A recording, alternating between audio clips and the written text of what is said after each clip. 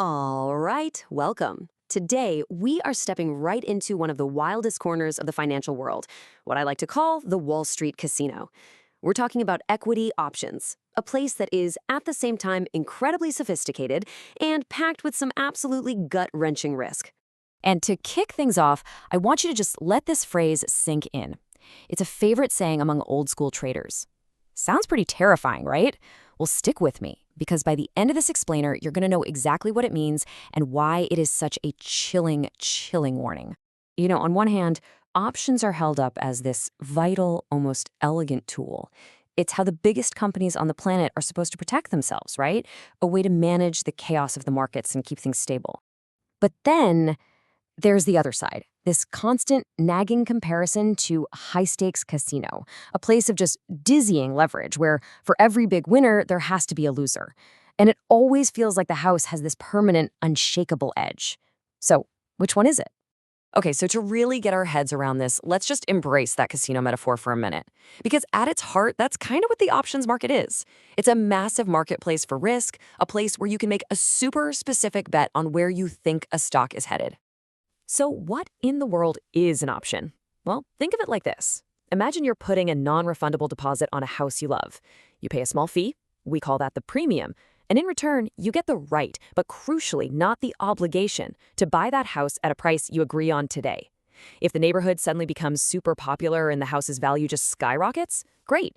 You exercise your right and you're in the money. If it doesn't, you just walk away. All you lose is your deposit. That choice, that flexibility, that's what you're paying for. In this Wall Street casino, there are really only two main games you can play.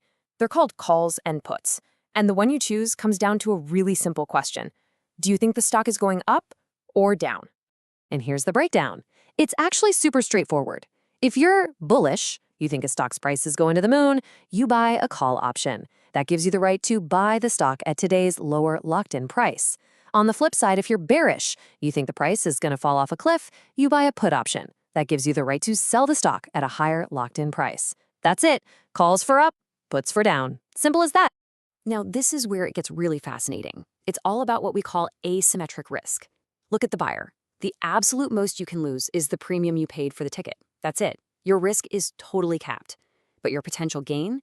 For a call buyer, it's, well, theoretically unlimited. The stock can go up forever. This is the siren song of options. But the seller? They're on the other side of that bet. Their gain is small and capped. They just get to keep the premium. But they are obligated to make good on the deal, which means they could face potentially unlimited losses. This whole dynamic is what makes the market so incredibly alluring and, frankly, so dangerous. So, how much does it cost to place one of these bets? Well, that ticket to play is called the premium, and figuring out its price is this really cool mix of the here and now and the what might be.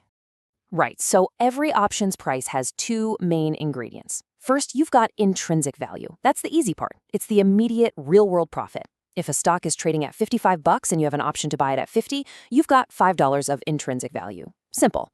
But then there's extrinsic value. This is the hope and dreams part. It's the value of time and potential. The more time you have until your option expires and the crazier and more volatile the stock is, the higher that extrinsic value goes because, hey, there's just more of a chance for a huge profitable price swing. Okay, so to manage all these moving parts, price, time, volatility, the pros don't just, guess. They use a kind of secret language, a set of risk measurements that they call the Greeks. The most important Greek, the one everyone talks about, is delta. Now, on the surface, it just tells you how much your options price will move for every $1 move in the stock. But here's the cool part. Traders also use it as a quick and dirty way to guess the probability that the option will actually be profitable when it expires. So a delta of 0.30 suggests, roughly, a 30% chance of finishing in the money. And then there's theta. Oh, theta. This is the relentless, unstoppable force of time decay. Every single day that passes, your option's extrinsic value just bleeds away a little bit. For an option buyer, theta is the enemy. It is the clock on the wall, ticking down to zero. But for the option seller, it's their best friend. Theta is quite literally the house edge. Just like a casino, the seller knows that if they can just wait it out, time is on their side. So now that we kind of get the mechanics, let's talk about the players, because the options market really attracts two totally different kinds of people with completely opposite reasons for being there. First up, you've got the risk managers. These are big corporations. We're talking airlines, tech giants, you name it. And they're not there to gamble. Not at all. In fact, they are doing the exact opposite.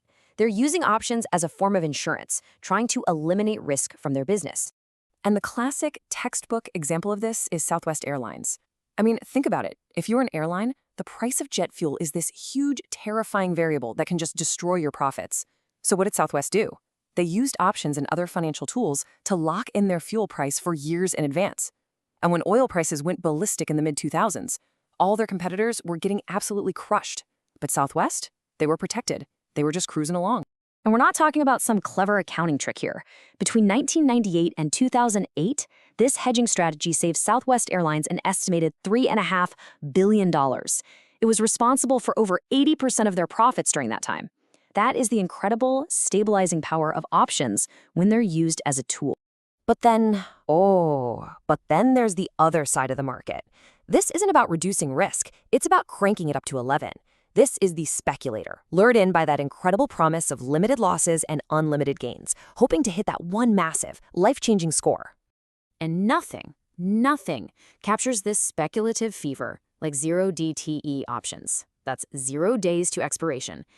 These things are insane. They are contracts that are basically born in the morning and they're dead by the afternoon. The leverage is enormous. The price swings are just violent. And that time decay, that theta who talked about, it is absolutely catastrophic. Even the traders who use them call them lottery tickets. And that's exactly what they are. A quick dopamine hit with ridiculously long odds. And this brings us right back to where we started. Remember, we've seen the pennies, those small, steady profits. Now it's time to meet the steamroller. This is what happens when a strategy that feels completely safe suddenly, catastrophically, isn't. Back in 2018, there was this firm called optionsellers.com, and their whole strategy was pretty simple. They sold naked call options that were super unlikely to ever be profitable. They were acting like the casino, just collecting those small premium payments over and over again. They were picking up pennies. But in November of 2018, the price of natural gas didn't just move, it erupted. It was a sudden, violent spike that nobody saw coming, and those positions with unlimited risk, they were annihilated. Clients lost everything. And in this final, brutal twist, many of them ended up owing their brokers even more money than they started. And that, my friends, that is the steamroller. That is a perfect, terrifying illustration of tail risk. It's that 1-in-a-million event that can wipe you out in an instant. A strategy of picking up pennies can work 1,000 times in a row, and it makes you feel safe, it makes you feel smart, but it only has to fail once to destroy every single penny you ever collected, and then some. So, we're back to our big question. The options market is this place of profound duality. It's a paradox. It is both a precision instrument for managing corporate risk, and it's a high-stakes arena for pure, leveraged betting. You know, in the hands of a disciplined corporation like Southwest, it's a clear tool for stability. But with the rise of gamified trading apps and these products that feel more like lottery tickets, that line between a brokerage account and the casino floor, it has never been more blurred. So the question I want to leave you with is this. In this new world, who is this incredibly powerful financial tool actually serving? The person trying to hedge their risk or the house